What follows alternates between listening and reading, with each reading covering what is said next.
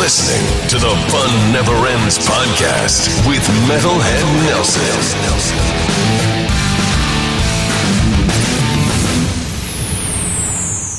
Hey, welcome to the Fun Never Ends podcast. I am Metalhead Nelson. Sorry about that. We had a little technical difficulty in the last one, but got that all situated now. I got two special guests with me for this Eddie Van Halen tribute that I'm doing. I've got Randy and Troy from Ouch, You're on My Hair podcast. That's it. You got it, man. Ouch, You're on My Hair. The podcast and radio show. I'm Randy, and Troy, say hello. Hello, I'm Troy. Well, I was listening to your guys' podcast, and it sounds amazing. I absolutely love it. And so, well, thanks, man. We appreciate that. We've actually listened to some of the stuff you've done, some of your interviews and stuff, man. You rock it too, brother. You got it going on. Thanks, man. Would you like to throw out a little plug for your show? Sure, I'll go ahead. So, Out You're on My Hair, the podcast and radio show. It's actually two different things. The podcast is every single Monday, and we're on everywhere that you download or streamline your podcast. So, iHeartRadio, Spotify, Google Play, Podomatic, Podbean, you name it, we're on it. Just look up Out You're on My Hair. The podcast, normally we try to get an interview with one of those guys or gals that have made the music that you love, whether it's heavy metal or rock and roll. And if we can't get a interview, then we always will do something fun, like maybe we'll play a game. We have a game what's called You Can't Play This, where we will we'll give you a band, we'll give you 3 songs by the band, and you have to take one of those songs that we give you off the band's set list, and you have to pretend it's the first time you ever seen the band live, what makes it difficult. I will tell you, it's not easy. As far as the radio show, that is every single Thursday, and we bring you either 11 or 12 bands. If we can get an interview with one of the bands, we'll go with it, and it'll just be 11 bands, 2 songs by the interview band. And they're bands that you may not be well aware of, but they're up and coming, or they've been around for a while, just not well known. And I'll tell you what, it keeps me hopping, and that's it. And Troy, you go ahead and tell them a little something. Well, I am the sidekick, and when Randy's interviewing people, I'm sitting there being the fanboy, and that's kind of how it goes. But it's pretty cool. We've been friends a long time, and we just enjoy doing this, you know. Yeah, we do. It's like the calls we used to call each other on the phone and just talk about music, and so now we just record it when we do it. Yeah. And so we still don't get paid. Oh, man. So, someday. All right. I'm sure you guys will, man. I know we all will. You gotta love podcasting and radio. Oh, I love it. So yeah. This is something that I wanted to do. The world lost one of the greatest guitar players of all time, Eddie Van Halen. It was very sad a couple of weeks ago, and I wanted to hear people's stories about the show, and I remember about Eddie and bringing up Randy and Troy, and I wanted to hear Troy's story of Unlawful Carnal Knowledge tour that you guys went to camp out for tickets. You can't really camp out these days. It's just a damn shame, man. Well, those days are gone, but yeah, that was a lot of fun. It was in like November of '91, because the concert was in February. So we drove down. It was about an hour and a half drive. Spent the night out in front of the Myriad in Oklahoma City. It was pretty cold, so we brought along some hot chocolate or coffee or something to drink to keep us warm all night long. And the next morning, about 7 o'clock, all these people showed up, and they all had line passes. And we were like, "What's a line pass? What's that all about?" And it just meant that they got to get right in front of us. So that was a little unfair, but we had a guy with us that bought one of those line passes for like $20. So we ended up with good seats and got to go. That was the first time I saw Van Halen. I saw him on their 2 reunion tours with David Lee Roth, but this one was with Sammy, and they had Alice in Chains opening for him for the tour. Oh, wow. But then by the time they got to Oklahoma City, they didn't have Alice in Chains with them, so we got to see Baby Animals open for them. Yeah, I saw him with Alice in Chains in Jacksonville, Florida on that tour. Baby Animals? Who's that? Who is that? but it was a good show, man. It was cool. It was good to get to go see him. You know, everybody wanted to go see Van Halen, so. Yeah. Well, hello, baby. Right? Oh man, you know, I actually bought a ticket to see Van Halen about what was it? It was the first tour that they did back with Wolfgang and Alex and David, and they did that first run of the tour. Sadly, when I heard Sammy Hagar and The Circle were touring, I ended up selling that ticket, so that was the one with Kenny Wayne Shepherd on the tour, so I never got to see Eddie. I got to see Sammy multiple times, but... Yeah, that's cool. I want to hear about your favorite top 5 Roth era songs and Sammy songs, and if you could throw in a Gary Cherone song, which that's a trick question because I don't even know any. Well, yeah. You know, it's funny. I'll get to Gary Cherone in a second. So, Roth. I mean, this is hard because I could tell you with David Lee Roth. I've always been a David Lee Roth guy. I mean, nothing against Sammy. I love Sammy. I've actually seen Van Halen twice with Sammy. Never got to see him with Roth, unfortunately. Wish I had. But I mean, I've got nothing against either singer. It's just to me, it's two separate bands, and that's okay. It's still great bands. Both are extremely good bands. I will tell you, for David Lee Roth, ask me tomorrow. My number 1 and number 2 songs are going to switch. But I'll tell you, at number 5, Ain't Talking About Love, one of my favorite songs by Van Halen. It's just that whole guitar part at the beginning just is so intriguing to me, the whole song.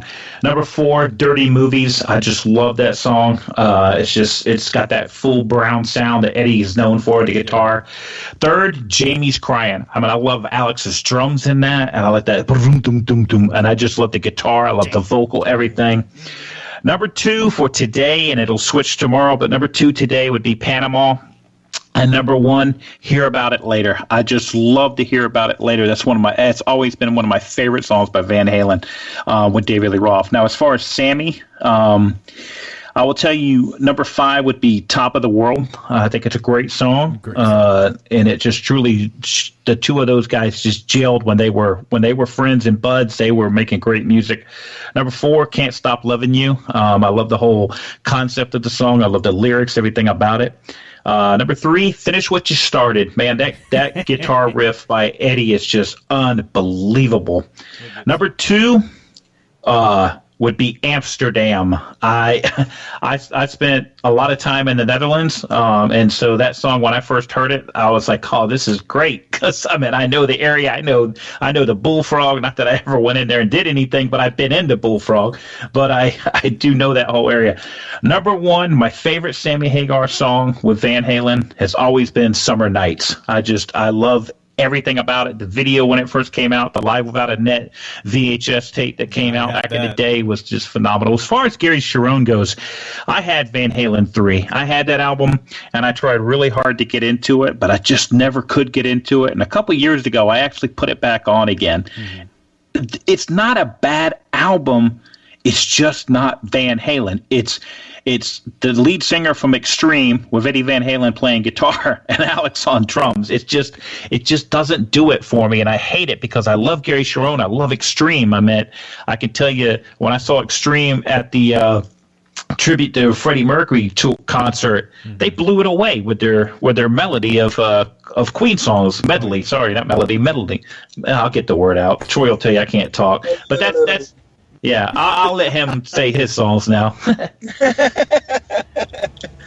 Man, so it's hard for me to make lists like this because they change so much for me. But I would have "I'll Wait" on mine, and a lot of that is because I found out just a few years ago that Michael McDonald helped bring that song together, and I thought that was really cool. I would have Jamie's Crying. Let's see. I'd have Running with the Devil. I'd have Jump. I know a lot of people think Jump is overrated, but I don't care. I like that one. I love it too. And then a lot of people think that about you too, dude. And then I would have In the Cradle Will Rock. because I love that one. Yeah, because you be messing with the other age Ballardins. No, because have you seen my grades? Have you seen Junior's grades? So for Sammy songs, I'd have Finish What You Started. Man, it's hard to think of these, off the cuff like this. I would have When It's Love. I like a little slow song now and then. Great song. A little bit of quiet, Dang, Dreams would probably be my number one. Same here. They're all good though. That's only 3, right? Yeah. I would put Why Can't This Be Love? Did I already say that one? No, you didn't. I don't know. Okay. And Best of Both Worlds. Great selections, both of you. Yeah. I mean, but I could, like I said, man, they're almost interchangeable. I could change this list up, and I left Pound Cake off of there. Love that song. I just love my intro. Baby's Pound Cake. Wow. I do too, man. Hey, back up off my baby's Pound Cake. Oh man. I'm gonna throw out my list of songs for you. Yeah. I want to hear what you got. Number 5. Let me just ask you before you start, Yeah. Nelson. How old are you, man? I'm 33, man. Okay, see, I'm 51. Troy's like 72 or something like that. I'll tell you the first time I got into Van Halen. The first time I actually heard Van Halen was actually in a clip of Dreams. I was a big Power Ranger fan back in the day, so when they released that Mighty Morphin Power Rangers movie, they used Dreams at the very end of that through the ending credits as well. Nice. And I bugged the hell out of my cousin to take me to Blockbuster Music and pick up a copy of the soundtrack. Dreams was on there. I used to listen to that song religiously. That's awesome. Yeah. Now it's still a favorite. I still blast that in my car, roll the windows down, and just crank it. Nice. So. Yeah, what's on your list, man? All right. Number 5, I've got DOA. Nice. And I got Woman in Love, too. Romeo's Delight. That's another one. Yeah, okay, very good. Very Unchained. Good. That's going to be another one on there. Let's see. I'm going to go with I'll Wait as well. And then I'm going to go with Top Jimmy. Top Jimmy sings. Yeah. Oh, Jimmy. Top Jimmy. He's the king. And We used to play that. And Troy had a Zephyr back in high school, and we used to ride around in that Zephyr. And we had he didn't have a CD player, and so we'd bring. He had a boom box, and of course, he was one of the first ones to drive amongst all of us, and so there'd be like 4 or 5 of us in the car, and the boom box had to be in the back seat, so that way everybody could enjoy it, and that got blasted a lot. It did indeed. I'm going to have to go back and listen to everything now. I know, same here, yeah. You bring up these songs and it's like, oh yeah. So, number 5 for the Sammy era, I got Runaround. And then I've got, a lot of the songs come from 5150. 5150 itself, actually. Inside, I love that song. Dreams, Summer Nights. I can go on. Yeah. Best of Both Worlds. Even Cobble Wobble. Let me take you down to Cabo Wabo. Good stuff. Well, it's funny. It's unfortunate that Eddie passed away. And I'm a guitar player, and so of course, I can't emulate Eddie by any stretch of the means. And most of my guitar heroes, I can't, and that's what makes them my guitar heroes is I can't touch them. And I will tell you, Troy will tell you, here's what Van Halen meant to us. Our original logo that we had for this podcast when we first started it, and we used this logo for about 2 years. We just changed it last year. Was the actual Frankenstein guitar. And so we had that logo, and it said "Out Here on My Hair," and we have business cards, we have shirts, and it has that guitar on it, that red and white, Frankenstein guitar. Yeah. I actually owned all the way up until 2 days before Eddie passed away. I had the 5150 shoes that I bought off the Van Halen News Desk website, and the soles on them had finally just worn out because I wore them so much. We had interviewed the guitar player for Firehouse, Bill Leverty, and I was telling him, he was talking about Eddie Van Halen, and I said, "It's funny you talk about him. I'm wearing his shoes right now," and so I sent him a picture of it after the interview, and then I realized the shoes were bad, so I threw them in the trash, and then a couple days later, bam, Eddie passed away, and Troy's like, "Dude," I was like, "I know, man, I feel really bad. I threw those shoes away." Yeah. I'd be upset about it too. Oh, jeez, those are good shoes. Hard to come across, I think, now, unless you really go through his website or go through somebody to find it. eBay, probably. Yeah, well, those shoes are out of stock, and so I've looked to try to get them replaced a couple times. And my size, I got this big old foot, and you ain't gonna find them now anyway, man. Yeah, they're gone. Around, they'd be in demand for sure. Yeah. Well, let me ask you, since you asked us about our list and stuff, let me ask a question to both of you guys. I actually brought it up today. I was listening to Trunk Nation, and I was successful in calling in, which was pretty cool. And so I asked Eddie Trunk this question. I'll ask you guys, since you guys just gave your top 5 Van Halen songs, both with David Lee Roth and Sammy, if the roles were so switched and you had Sammy Hagar singing on the first 6 Van Halen albums, would that change, you think, the songs that you chose? Or do you think that it would all be about the guitar and not so much the vocal? I'm going to let Troy start off with this one. Okay, so if it was the same singer, you mean? Well, let's say on your David Lee Roth songs, you said Jump. If that was Sammy Hagar singing it instead of David Lee Roth, would that change any of your top 5 songs, do you think? Oh, yeah. It might. I can't lie to you. It might change some of it because they both have different styles, I think we've talked about this before, and it was like when it was David Lee Roth, it was all about the sex. And then when Sammy came on, it was more about the love. It's a little bit. There's just a little bit different, David Lee Roth, great showman, frontman. Sammy Hagar, he's a great frontman too. Great singer. So I think it would change some, just because of the, some songs need a little bit more sleaze to them than maybe what Sammy can give to it, or maybe it needs a little bit more, needs to be a little bit tamer than what David Lee Roth would be able to put on it. But they both put their own kind of different shine on a song. So yeah, I think that it might change it. I would say yes. They'd all have great guitar though. That's for sure. We ain't changing the guitar player, right? Hell no. No. You ain't changing anybody else in that band. Honestly, I would say yes, because it would be hard for me to hear Light Up the Sky or DOA or what was it? Somebody Get Me a Doctor with Sammy. I don't think I can hear Sammy sing that.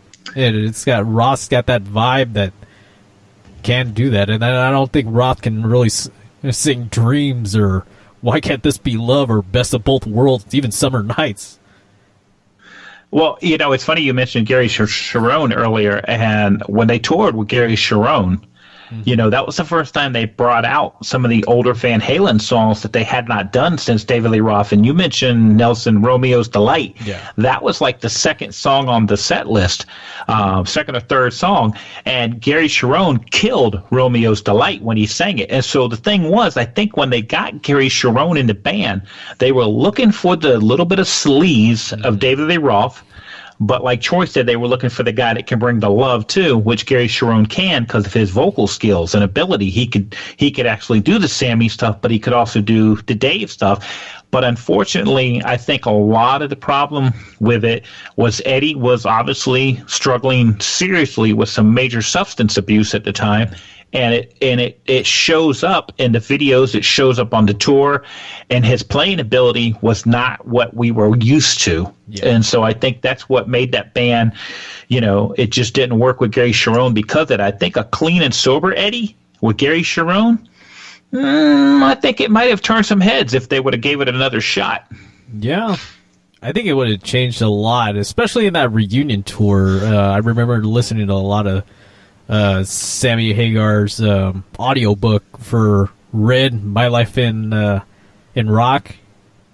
Mm-hmm. And I remember him talking about Eddie when he would get all loaded up and things that he would do, things he would say. So if you want to find out more, you got to read the biography. Right. Well, I read today on Blabbermouth that Sebastian Bach was on Eddie Trunk, and Sebastian Bach said there was talk of when Sammy left, there was talk for half a minute of Sebastian Bach actually joining Van Halen because of Doc McGee. He at the time was doing stuff with him or whatever, and they talked about bringing him in. So I just don't know how that would have worked out. I think Eddie said, "Yeah, no, bro."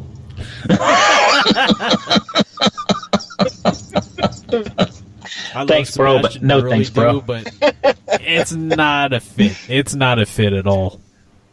No, not at all. Everybody's coming out, man. Everybody's coming out of the woodwork now, saying, "Yeah, I remember when that happened." And somebody called me and said Eddie wanted to talk to me about it. Was that your cousin out in Oregon? Things just didn't work out. Actually, I read today about Steve Perry said something like that. Yeah, I really? saw something about that. I didn't really look into that yet. Wow, Steve Perry with Van Halen. That'd be something different, wouldn't it? Yeah. Oh, Panama, you all alone.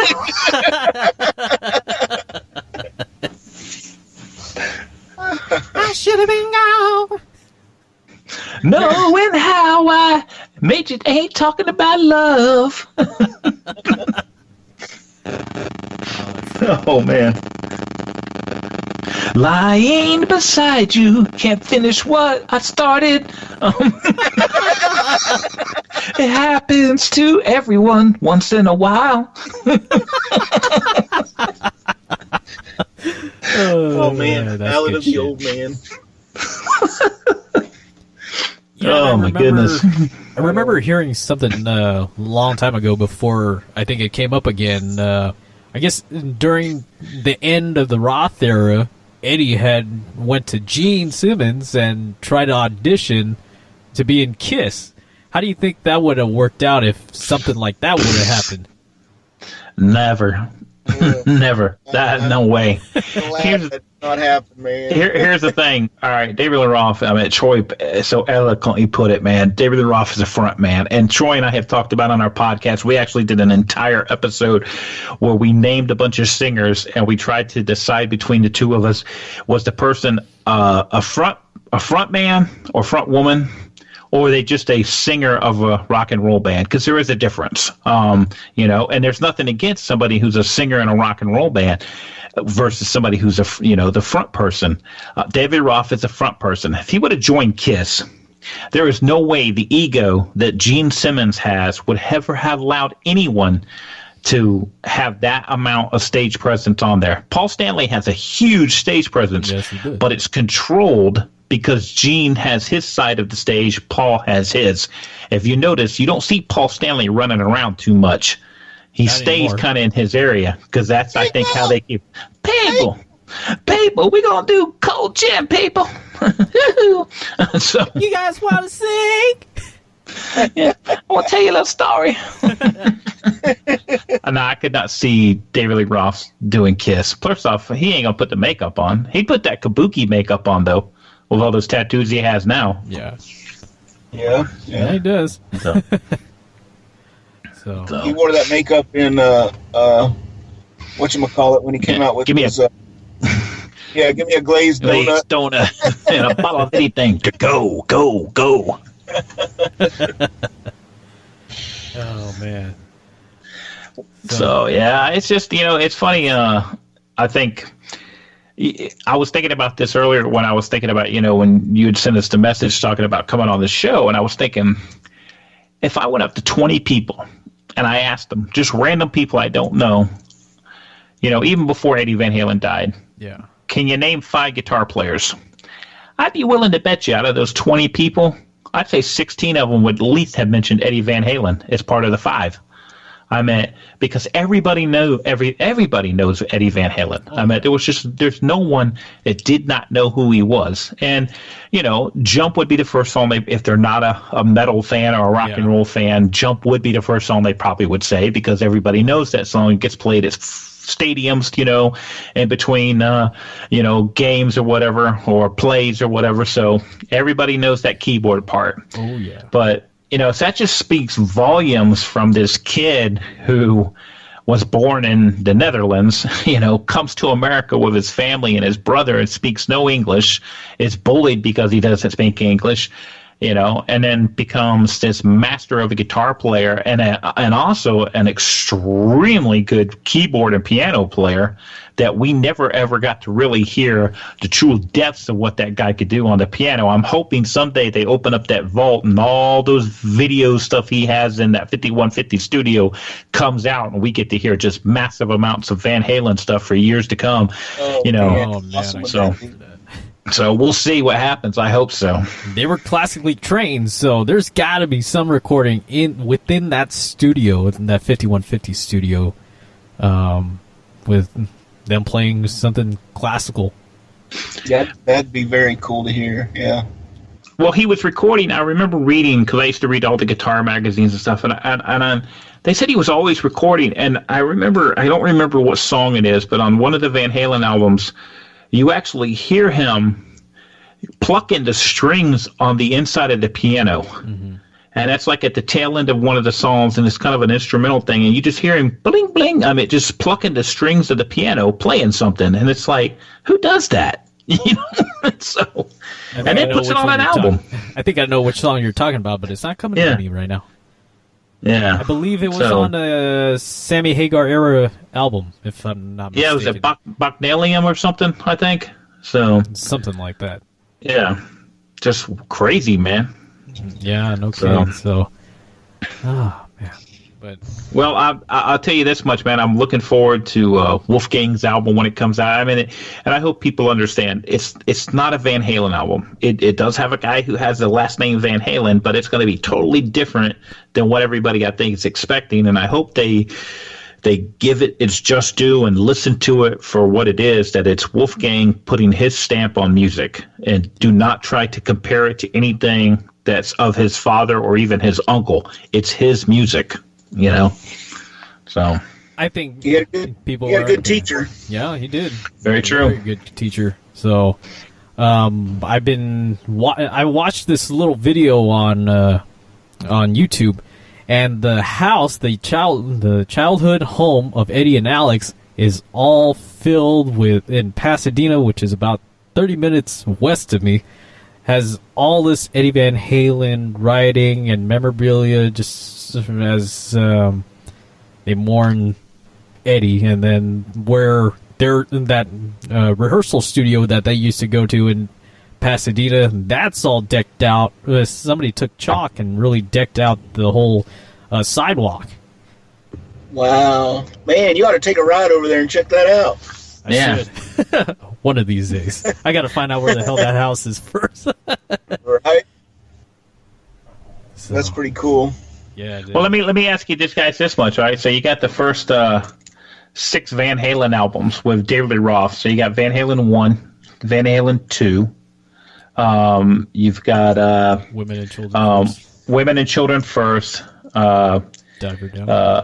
Diver Down, Fair Warning, and then 1984. How would you? What would you say out of those 6? What's your favorite Van Halen album? Ooh, that's a tough one. Or what's your least favorite of the 6? Let's start off that way. My favorite would be either the first or the last. And it would be a toss-up, I think. Either Van Halen or 1984 would be my favorite. I'd go with the first album. Yeah, I got to go with the first one because of the stamp of what it put on there. I could tell you my least favorite of the Roth albums would be Diver Down.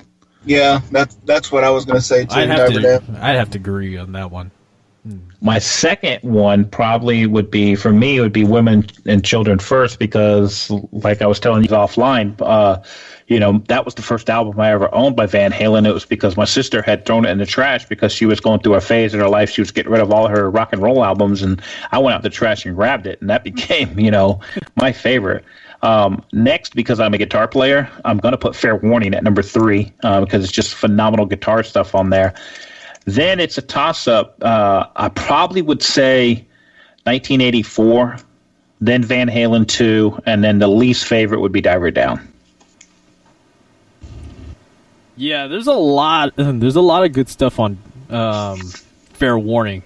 I had a buddy of mine that went on, and when he would go on stage, him and his band would cover So This Is Love. So nice. Yeah. So yeah.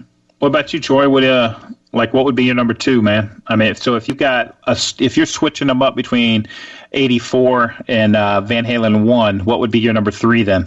My number 3 would probably be Women and Children First, and then Fair Warning, and Diver Down. Well, Van Halen 2, then Diver Down, right? Van Halen 2. Yeah, Van Halen 2 and then Diver Down. Yeah. All right. So I'm going to go with my first pick would be at the top, Van Halen. I'm going to go Van Halen 2. This is for the second one. I'm going to go with 1984. And then, of course, Diver Down is going to be last. Fair Warning is going to jump in there alongside Women and Children First. Nice. But here's the thing. No matter what our list is of those 6, you could put any one of them on right now, and we all going to know the songs.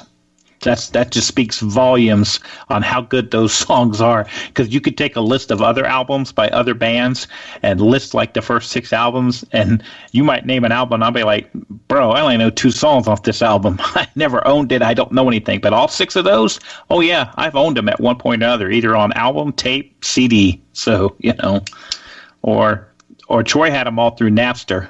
His login name was Eat Me Lars. I do what I want. Oh man, you guys are great. Yeah. That's how we roll, man. That's Every awesome, week. Man. Every week. You guys got. Yeah, we're gonna have to get you. We'll have to get you on ours, man. Let you. We one of our games is called War, and we're always looking for a judge. And so what Troy and I will do is we'll line up 9 songs each, and normally we either have a topic. Like, we might say, okay, all of Troy's songs have to be from 1986, all my songs have to be from 1987, and we'll line up 9 songs, and we'll tell each other what the songs are. We just won't say what the order is, and we won't tell the judge the order. And of those 9 songs, one of them has to be a deep cut or a song that the average fan would not know. Like the average Van Halen fan would not know Dirty Movies. A diehard Van Halen fan would know Dirty Movies, but that would be considered a deep cut. The other song of the 9 you have to do is it has to be a cover. And so Troy and I will do this, and we're always looking for somebody to judge. So, Nelson, we're going to have to get you to come on, man, and be a judge. And we'll even let you pick the topic, man. Like, hey, all your songs have to talk about cars or planes or trains or whatever, and we'll line them up, and then we'll let you judge and try to decide. Because we can't never decide. We argue about what song is better. And then that's when the judge comes into play. Sounds and by good, the way, you're looking really good tonight. I just want to say, not that I'm trying to butter you up for the next time that you're the judge. Thank you, man. Well, I want to thank you guys for coming on the show and sharing. And You guys rock. Check out Ouch, You're on My Hair podcast and the radio show. That's right, man. You can check us out on Facebook at Ouch, Y-O-M-H. We're also on Twitter at Ouch, Y-O-M-H, and Instagram as well. And, of course, find us anywhere that you download podcasts or streamline your music. Just look up Ouch, You're on My Hair. We'd appreciate it if you follow us, give us a listen. And, Nelson, I can speak on behalf of Troy and myself. Man, this was awesome, dude. Love coming on here, spending some time with you and your awesome stuff that you're doing, man. And we'll definitely reciprocate, dude. And anytime we can talk about Eddie Van Halen, we're not going to pass that up. Hell yeah, and I thank you guys for being on the show. I really appreciate it. It was a fun time, and I can't wait to be on your guys' show, man. Yeah, thanks a lot, man. That was cool. So, you guys have a great night. I'll talk to you guys soon.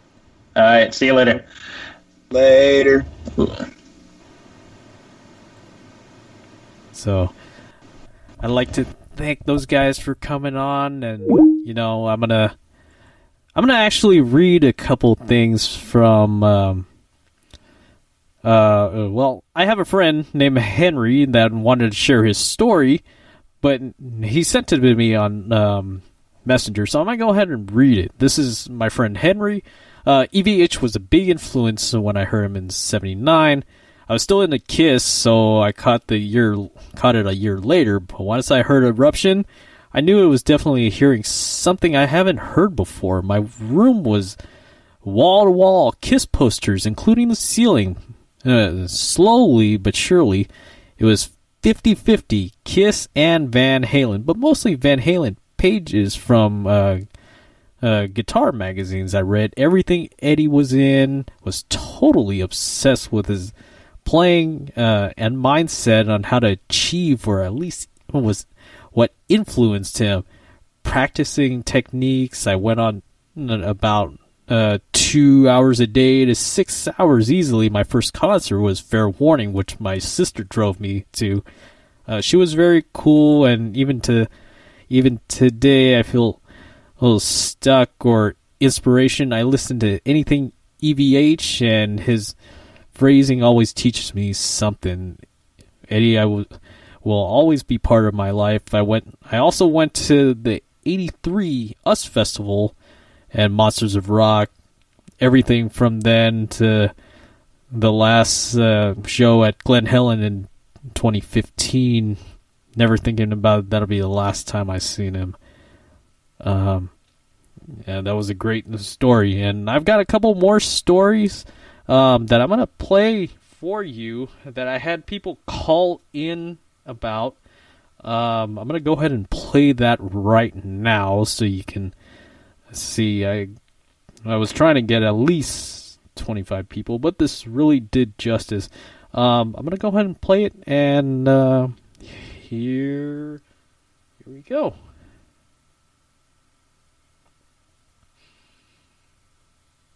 Hi, this is Veronica. I'm from Catasauqua, Pennsylvania. The first time I heard Eddie Van Halen play was when I first heard Michael Jackson's Beat It. I was like 7 years old, and I really didn't have like a certain taste in music or anything yet. But when I heard the solo, that was the first time music ever gave me goosebumps. So, I mean, after that, I really explored music a lot more. And I still love all kinds of music, but, I guess I can say that Eddie Van Halen was the reason I developed such a love for rock music.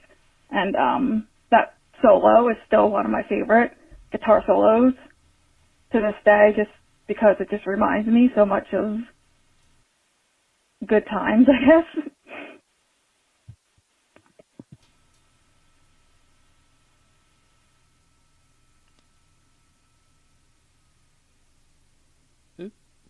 Sorry, guys. That was one from my friend Veronica. Now here's one from my friend Tyler. Hi, Nelson. It's Dave Watson, the computer tech at your old elementary school calling. I did have a story about Eddie Van Halen for you. I first heard Van Halen when I was about 12 years old, I think. A friend of my brother's was playing it in his car while we were driving around, and just the sound of it really had a big impact on me, the distorted guitar. So when I got back to school during the week, a friend of mine told me how, oh yeah, that's the band Van Halen, and that's an electric guitar that he plays. So I resolved then to take up the electric guitar. And another friend of mine who was in the jazz band got me going on a guitar and was helping me learn to play. So down the road, I finished college and returning from college, moved in with my father in Studio City. And lo and behold, one evening at the supermarket, there was Eddie Van Halen with his current wife, Valerie Bertinelli.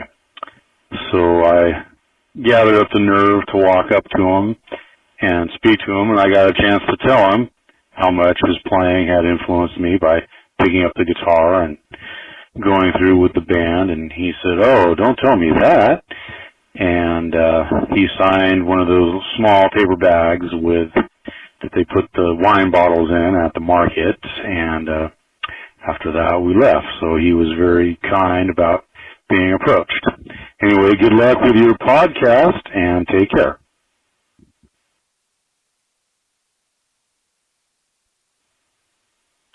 Hey, Tyler Horn here from Azusa, California. My story of Van Halen starts in Poly High School, actually. Growing up in Arcadia, I kind of had that Pasadena, Van Halen kind of story with all the, the boys being from that area, Michael Anthony from Arcadia and whatnot, and Eddie, of course, from Pasadena. So I kind of grew up with the history of that. And when I first listened to Van Halen, it was probably in high school. I got into rock and roll a lot, and I got this game, Guitar Hero, which I love.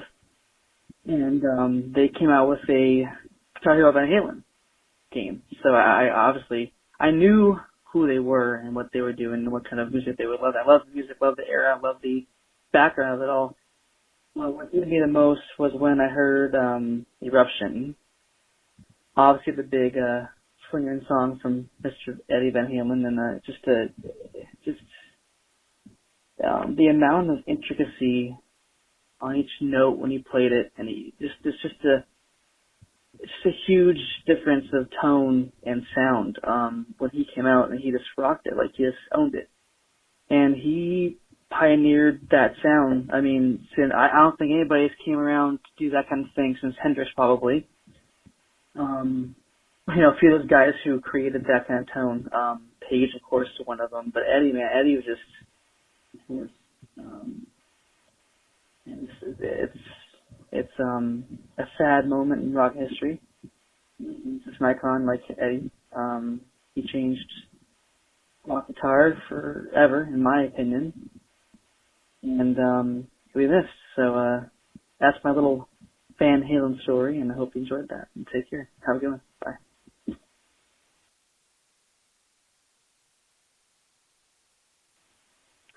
Hey, what's up, man? This is Scott, calling from Arlington, Texas. I have a little story, just, my first memory of Van Halen. Must have been around, 9 years old, so around 1983-ish. So I'm riding my big brother's car, and I hear what sounds like a freight train horn, gradually getting louder, followed by this thud, thud, thud, thud, thud, thud, thud. Then the meanest guitar riff I'd ever heard was I was immediately floored. I looked at my brother, and he was grinning ear to ear. I asked him, I said, "What's this?" And with a chuckle, he says, "That's Van Halen." It was in fact Running with the Devil. And now my brother had been introducing me to music, since I could remember, bands like Boston, Rush, Scorps, Maiden, etc. But this was different. I hadn't heard anything like it. The dynamics, the tone, the aggressive way he attacked the guitar, it was unheard of. And I was already interested in playing guitar, but this was a game changer. It took me a few years to convince my folks to finally get me a guitar, and in the meantime, I'd take anything I could get my hands on, including guitars with missing strings, etc. But anyway, that's my story. Eddie Van Halen changed everything for me, and lots of others, I'm sure. Rest in peace, Eddie. often duplicated, never replicated, the undisputed king. Thank you.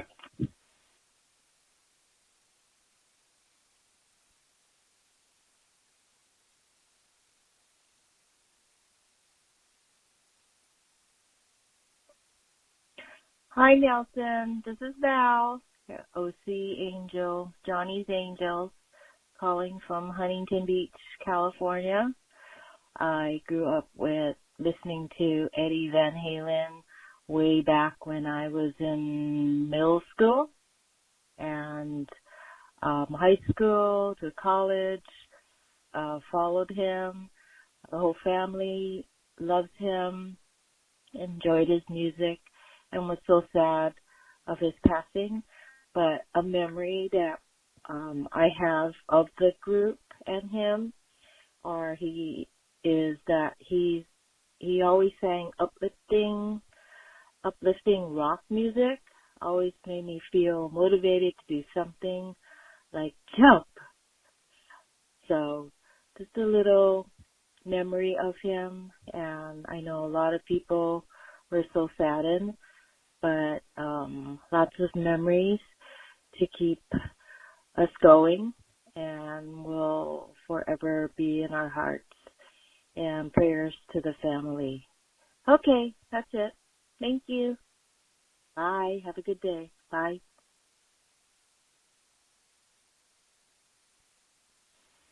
Hey, it's Mark Luera from Glendora, California. And where do I start with my love for the greatest American rock and roll band? My Van Halen stories go back, I'm 48, go back probably 42, 43 years that I can remember. I'm the last of 5 boys growing up in the San Gabriel Valley, from the city of Rosemead. My brothers, who graduated 74, 75, and 76 from Rosemead High School, were regulars on the rock and roll party scene. We lived in a little cul-de-sac in the city of Rosemead, and Van Halen played, a handful of my brothers' parties when they moved out in San Gabriel, and that's where my love started. But I own every single album on vinyl. I listen to them every single day. And, I can go on for hours, and it seems weird just leaving a message. I'd rather talk to somebody. But Ed influenced so many people. There's so many different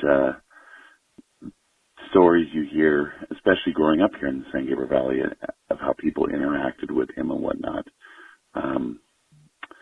I am a Van Halen fan, not a Van Hagar fan, but I do love Sammy. And I'm glad that they, buried the hatchet, so to speak, before Ed passed. And I'm happy about that. And I won't go into that. But I think it's wonderful that you're doing a tribute to Eddie. And I think it's a huge loss. When Kobe Bryant died here this year, that was a huge loss.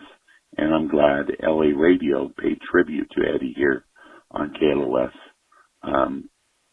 It's a huge loss, and we'll never quite get over this.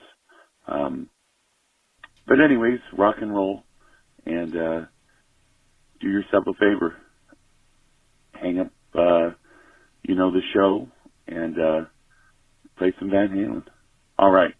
Much love to everybody out there in the radio land, and God bless you, and God bless the Van Halens. And thanks for all the good times, Ed. Rock and rule.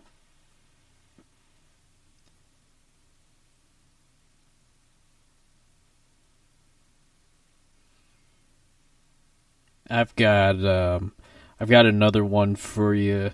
This one I'm going to read alongside my fiance's has one also. I would play this one, but this person actually left their number on this message, and I don't feel comfortable putting that out there. So this is from Jackie Gibson. She said, I lived in Pasadena, and my adventure with Van Halen is with my younger brother's friend, because they lived in the neighborhood. David Lee Roth's father was a physician, like her mother. They were Dutch descent, and we are as well using their maiden name. I'm going to have to redo this later. This is the way kind of how it plays out. It doesn't sound right. I'm going to have to edit this and put that in. But the last thing I really wanted to close out with is, well, my fiance wanted to say, cancer is a tough battle to endure as a patient. However, it does affect family members. Cancer patients and their families need support in any shape or form. Just being a friend and being there for the patient makes a difference. Positivity until the end, as my mom did before she passed away from cancer. And we all know that Eddie had suffered with throat cancer, and my fiance's mother also suffered from cancer, and it's a tough deal. So if you know anybody close to you that's going through that, be there for them. Cheer them up, be there for their family, and try to make things. It's not the easiest thing in the world, but just be there for them. Okay. Well, I thank you all for listening in on this tribute show. I have more episodes on. I know I haven't done one in quite some time. My last one was with John Valentine. Go ahead and go back and check out the ones I did with Robin McCauley, Paul Shortino, Andrew Freeman, and this whole Discover music that I did in the past. I thank you all for tuning in, and I hope you enjoyed this episode. Please leave a review. All right. You guys have a great one, and I'll catch you next time. Rock and roll!